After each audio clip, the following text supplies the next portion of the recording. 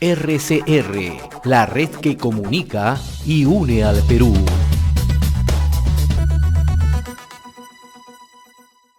Seguimos a través de Enlace Regional RCR, Red de Comunicación Regional. Ingresamos a nuestra secuencia Elecciones Generales 2021. Y en esta parte del programa saludamos a esta hora a la doctora Yanina Avendaño. Ella es candidata al Congreso de la República con el número 4 por el partido Juntos por el Perú, que encabeza Verónica Mendoza, ¿no? Y es candidata para Lima Metropolitana. Doctora Avendaño, qué gusto saludarla. Gracias por atender esta comunicación. Buen día, muy amable. Buenos días, señor Hernández. El gusto es mío. En primer lugar, me gustaría conocer una apreciación, ¿no?, general, cómo observó ayer el desarrollo de este debate, ¿no?, que organizó América Televisión, ¿no? Sí, en realidad creo que el debate fue muy ilustrativo para toda la población porque pudo diferenciarse claramente quiénes o qué partidos tienen una propuesta concreta. En el caso particular nuestro, Juntos por el Perú, ¿no?, que está liderado por Verónica Mendoza, creo que fue bastante clara en todos los aspectos sobre los que se preguntaron el día de ayer, que fue básicamente sobre la salud, cómo vamos a enfrentar la pandemia, también sobre la economía, qué es lo que vamos a hacer para poder reflotarla, y además, bueno, responder a una serie de ataques que se han ido dando en los medios de comunicación, muchos de ellos basados en mentiras. Entonces, creo que ha sido la oportunidad para que, además del recorte de medios que hemos tenido nosotros, en lo particular, en comparación a otros partidos, creo que se dio para que en señal abierta la mayor cantidad de personas puedan conocer nuestras propuestas. Vayamos ahora a las propuestas que usted está planteando al Congreso. Usted está planteando la muerte civil para las empresas corruptas, ¿no? Si pagaron coima, dicen, no podrán contratar nunca con el Estado. Explíquenos cómo se aplicaría esta propuesta de llegar usted al Congreso y cuál es la propuesta central de Juntos por el Perú, ¿no? Sí, nuestra propuesta es que haya primero que haya una justicia real en materia de corrupción, porque lo que hemos visto en realidad en todo este tiempo es que hay diferentes obras, especialmente en el sector público, que se paralizan, que no se culminan, y pueden pasar años de años que la obra se encuentra paralizada en investigaciones de Contraloría, de Fiscalía, y luego nunca termina de sancionarse a los responsables, ¿no? Y muchos de estos responsables, además, que son dueños o directores de estas constructoras, nunca tienen una respuesta concreta ante ellos, ¿no? Entonces, para nosotros es importante darle celeridad al tema judicial, que es esencial tanto en esta materia como en cualquier otra, y que haya esa respuesta inmediata del Estado, ¿no? Una respuesta que más permita identificar a todas estas empresas que incumplen con los requerimientos que demandan los contratos públicos para culminar con las obras, bueno, obras que además sirven luego para cumplir con una serie de derechos, ¿no? Como el agua, el desagüe, canales de riego y otras más. Ahora, en el caso puntual, ¿no?, de las empresas que hayan estado vinculadas al escándalo, el caso Odebrecht, ustedes, en definitiva, no contratarían o no las considerarían para contrataciones con el Estado. Quedarían al margen. En principio, sí. O sea, en principio, si son empresas que están afrontando una serie de problemas o de juicios, en realidad habría que evaluar cuál es su función, ¿no? O sea, ¿Y cuál es la evaluación? ¿Usted contrataría con Graña y Montero, por ejemplo? Porque a ver, yo creo que habría que ver primero qué obra es la que se va a realizar, ¿no? O sea, ustedes, o sea, sí dejarían abierta la posibilidad de contrataciones. Lo que pasa es que en este momento yo no le podría decir con esta sí, con esta no, con A, con B, con C, no, con yo D, le digo, porque luego nos van a decir que nosotros estamos prefiriendo a una u otra empresa, ¿no? Entonces, no, lo que yo le planteo de manera ser responsable con ese tipo de afirmaciones. En efecto, y me parece bien, ¿no? Porque yo le planteo porque yo he leído algunas declaraciones suyas donde usted dice se plantean la muerte civil para las empresas corruptoras, ¿no? Y usted me dice que hasta el momento no tienen la capacidad de definir qué empresas han sido corruptoras. Y el principal escándalo que hemos tenido, sin lugar a dudas, es el tema de Odebrecht, ¿no? Yo le agradecería que me diga cuál es la fuente de esa declaración, porque yo no me he pronunciado en esos términos. Pero nunca he hablado de la muerte civil de empresas corruptoras. O sea, en esos términos, como usted me lo señala, yo no he brindado ningún tipo de declaración. Así que yo le agradecería que me diga cuál es la fuente que se toma para para decir que yo he señalado ello, ¿no? Más allá de que siempre hemos estado en contra de la corrupción, yo particularmente tengo una experiencia de trabajo en la Defensoría del Pueblo. Claro que sí. Hemos trabajado mucho el tema de obras públicas, de paralización, de la necesidad de revisar por qué hay tanto retraso en los expedientes técnicos, que no se resuelven, que las OSI no hacen su trabajo. Entonces, ese ha sido la experiencia que yo tengo en el seguimiento de estas obras, ¿no? Pero los términos que usted señala, en realidad yo le agradecería que me indique cuál es la fuente para poder... Sí, yo se lo voy a mencionar, porque ayer estaba revisando justamente para la entrevista y vi esto, ¿no? Y además, por eso me permití plantearle esa interrogante, ¿no? Porque además tiene sentido por lo mismo que manifiesta Verónica Mendoza, ¿no? Ella siempre está en la línea de indicar que no van a aceptar, ¿no?, un manejo de corrupción dentro de las obras públicas, ni mucho menos dentro de su gestión. Y por eso es que, y mi pregunta era muy directa, ¿no?, si las empresas que han contratado con ODRES, con el grupo de empresas consorciadas brasileñas, tienen la posibilidad de contratar, y usted me dice que no me puede decir al momento si es sí o no, ¿no? Claro, lo que pasa es que nosotros tenemos una norma de contrataciones del Estado que seguramente tendremos que revisar, y sobre esos requisitos es que se dice si una empresa puede o no contratar con el Estado. Ya. Sobre eso nos tenemos que basar, sobre la base de la legalidad. Juntos por el Perú no va a salirse de la legalidad porque una empresa le gusta o no le gusta de manera subjetiva, ¿no? La cuestión tiene que ser objetiva, ¿no? Si la empresa ha incumplido sostenidamente con la ejecución de sus obras, tiene que estar en una investigación, y esa investigación tiene que ser un parámetro para decidir si esa empresa puede o no participar en un proceso de contrataciones. Ahora, respecto al tema de la concentración empresarial, ¿cuál es su punto de vista? ¿Cuál es la posición que tiene en este caso Juntos por el Perú? Sí, bueno, la concentración empresarial ha sido bastante dañina en el Estado nuestro, porque no había una regulación concreta, ¿no?, sobre cómo vienen funcionando. Esto lo estamos viendo en el gas, por ejemplo, en los combustibles, ¿no? En el GLP tenemos a Pluspetrol, que concentra el 80% de la producción nacional de combustibles, y su efecto concreto lo hemos visto pues desde el mes de enero, ¿no? Que teníamos un balón de gas de 10 kilogramos que podía costar 28 soles o 30 soles, que subió a cerca de 50 soles en muchos lugares, cuando en realidad los precios de importación del gas no han variado mucho. Entonces aquí tenemos una concentración de la producción del gas, y también de la comercialización y el envasado, que es lo que está generando todo este problema de especulación con los combustibles. Igual pasa con las medicinas también se concentran en un conglomerado de empresas que hace que al final se vuelve la práctica un monopolio que incrementan los precios, ¿no? Entonces en realidad ha habido un abandono total del Estado en materia de sectores principalmente estratégicos para el país, ¿no?, como es la salud, la energía, ¿no?, que estamos hablando ahora, la electricidad también, que está empezando a tener una concentración vertical, ¿no?, desde la generación y la distribución también. Entonces, es un aspecto que nosotros estamos revisando y que además está en nuestro plan de gobierno. Mire, usted me preguntó hace unos instantes cuál era la fuente. Yo se la voy a citar porque en realidad, si nosotros nos remitimos siempre a cuando planteamos las preguntas, cualquier candidato, ¿no? Y además lo hacemos con sumo respeto, ¿no? Hay un portal que se llama candidatos.com.p, candidato Yanina Avendaño Vilca, dice, ¿no?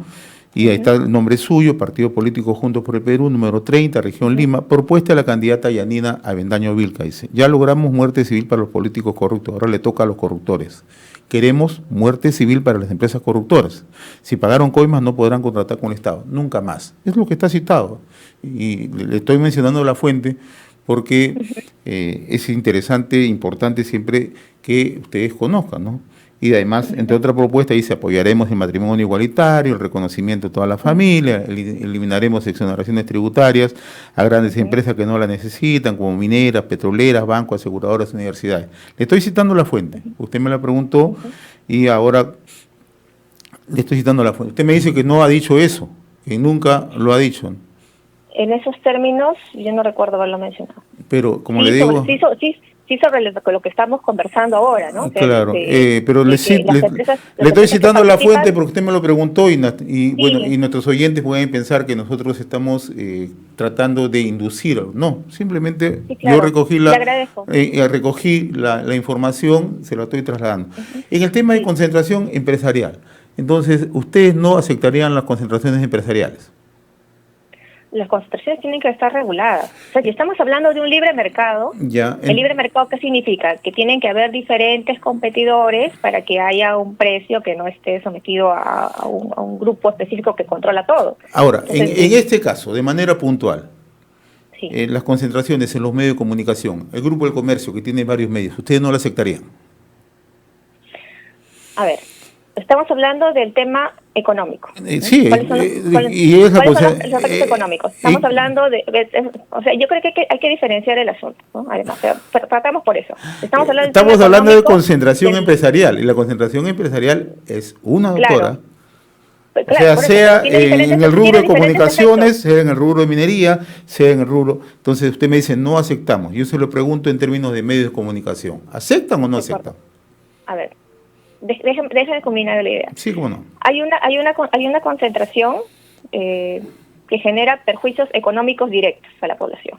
Hablamos concentración en la venta, la importación y venta de medicinas, hablamos de concentración en la generación de combustibles, hablamos de concentración también en materia de energía, por ejemplo, ¿no? Entonces, estas concentraciones definitivamente afectan a la población. La otra concentración, la de medios, también afecta, ¿no? Pero no afecta de manera directa a la economía como lo ven las personas, ¿no? Ustedes no la aceptarían. Afectando, por lo tanto, ustedes no aceptarían la concentración de medios. Lo que pasa es que cuando usted dice no aceptarían, ¿qué está proponiendo, no? No, es que usted me dice afecta. Usted está induciendo a la idea de que nosotros vamos a disolver o a eliminar los medios de comunicación. No, nosotros respetamos la libertad de expresión de todos los medios. Nosotros apuntamos a que tiene que haber responsabilidad en los medios sobre la información que publican. O sea, porque ahora, por ejemplo, hace una semana, un poco más, nuestra candidata presidencial, Verónica Mendoza, tuvo una entrevista con una periodista, una entrevistadora, bueno, no sé, de un medio de comunicación, y la periodista reconoció, o sea, me pareció la desfachatez tremenda, ¿no? Decir que los medios de comunicación podían desinformar y podían mentir alegremente. Entonces, ¿de qué responsabilidad, de qué código de ética del periodismo estamos hablando, no? Se supone que uno puede tener una opinión, ¿no? Cualquier periodista puede tener una opinión particular, pero eso no significa que tenga la libertad de mentir o desinformar a la gente. Y por eso se lo pregunto, ¿no? En esa línea, claro. Y usted tiene razón, por eso se lo pregunto. Usted me dice, van a respetar las concentraciones empresariales dependiendo, ¿no?, de la manera como se actúe, lo cual me parece coherente su punto de vista y nosotros lo respetamos, ¿no? No tratamos de inducir ninguna pregunta, ni mucho menos, simplemente que va en la línea de la respuesta que usted me está dando, ¿no? Hay concentraciones empresariales que usted me dicen que hacen daño y ahí ustedes van a observar, ¿no? Entonces, y también le preguntaba, si las concentraciones afectan, ¿en qué momento ustedes van a intervenir? Si es que intervienen, si no, me dirán no, ¿no? Sí, hay una ley de radio y televisión la que debe operar, claro, ¿no? Tenemos el Código del Periodismo que también tiene que tener un funcionamiento para precisamente regular este tipo de situaciones. Creo que usted va a coincidir conmigo y muchos medios que trabajan de manera honesta que los medios no pueden dedicarse a desinformar. Claro, ¿no? Que usted sí. Puede tener opinión como cualquier otra, pero no puede brindar información falsa. En eso tiene usted mucha razón y me alegra que ustedes digan que no van a de ninguna manera van a afectar el libre ejercicio del periodismo, ni mucho menos, ¿no?, el libre ejercicio de las empresas periodísticas, y eso está bien, en realidad. Vayamos a otra propuesta, citando siempre la fuente, ¿no? Usted me dice van a apoyar el matrimonio igualitario y el reconocimiento de toda la familia. ¿Cuál es la propuesta de manera puntual? Sí, mire, yo le digo una cosa. Yo como persona, hay un tema que a mí me sensibilizó mucho con ese tema de la vida que llevan los homosexuales. Una persona que es transexual tiene un horizonte de vida de 38 años. 38 años. Ese es el promedio de vida de una persona que está en este grupo poblacional. ¿Y sabe por qué? Porque esta persona está expuesta a una serie de peligros y basada en la discriminación. ¿Por qué? Porque por su condición no le aceptan trabajar en ningún lugar, los discriminan en los centros de salud, se expone a una serie de trabajos riesgosos porque en los otros también los discriminan o les pagan menos, termina con problemas de salud que acaban con su muerte. Entonces, la discriminación hacia este grupo de personas es muy fuerte. Y uno de los aspectos que vemos que afecta su libre desenvolvimiento, el desarrollo de la personalidad, es el tema de la posibilidad de unirse en matrimonio. Porque muchas personas aspiran a eso, para muchas personas es un modo de realización poder tener una pareja y conformar una familia, ¿no? Entonces, para nosotros sí hay que reconocerle esa posibilidad, ese derecho a estas personas, porque son parte también de la sociedad. Están allí, no los vamos a invisibilizar o los vamos a condenar por su libertad o su opción sexual. Entonces, las personas tienen derecho también a realizarse en la sociedad, y eso nos hace más una sociedad más justa, ¿no? De iguales, de personas libres. Y por eso para nosotros ese aspecto es importante reconocerlo. Ahora, finalmente, también leyendo las propuestas que le acabo de mencionar de la fuente, usted dice van a eliminar 240 exoneraciones tributarias a grandes empresas que no las necesitan, ¿no? Como las empresas mineras, las petroleras, los bancos, aseguradoras, universidades. ¿De qué manera va a funcionar esto? Nosotros como país hemos tenido un boom de exportaciones de commodities, de materias primas esencialmente, en un periodo extenso de aproximadamente 8 años, 10 años que ha sido el boom, y estas empresas se han beneficiado de una serie de exoneraciones tributarias, ¿no? Estamos hablando particularmente de las empresas mineras y las empresas agroindustriales, que en un momento se les brindó esa ayuda estatal para que puedan ellas reflotar, importar su maquinaria, sus insumos y todo aquello que les permite producir la actividad, pero que en ese momento hoy, que además no han perdido, o sea, han seguido ganando en medio de la pandemia cuando todos los demás se han afectado, ahora pues es el momento en que tienen que también aportar más al país, ¿no? O sea, creo que la acumulación de riquezas de un sector, una acumulación más exorbitante, tiene que además ser equiparada con las necesidades reales del país, ¿no? Entonces, para nosotros sí es importante hacer una revisión de estas exoneraciones. Y eso además está contemplado en el plan de gobierno de Juntos por el Perú, de tal forma que, o sea, en eso van a ser inflexibles ustedes, incluso incluyendo las propias universidades.